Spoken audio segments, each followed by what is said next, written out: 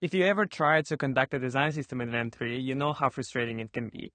Taking the screenshots with the right dimensions and then checking the code inside every element takes a lot of time.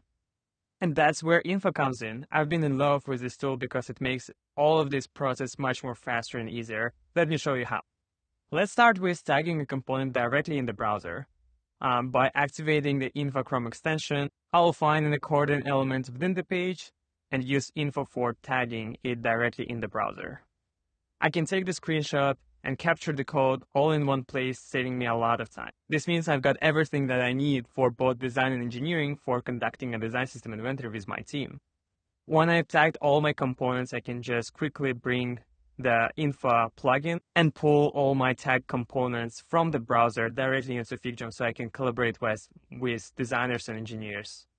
And here's why it's so helpful. Designers often focus on the visual side of the components, but engineers appreciate having the actual code snippet, especially since sometimes component might look correct visually, but it's not actually coming from the design system. And the cool part, I can always go back to the actual product page where I tagged my component by clicking on this arrow button that will highlight where exactly this component that I tagged recently is located. And I love the discovery mode because this is one of the best ways to onboard and educate your design system customers, and that gives them a clear view on which kind of components you're actively using within your product, helping you to increase the adoption.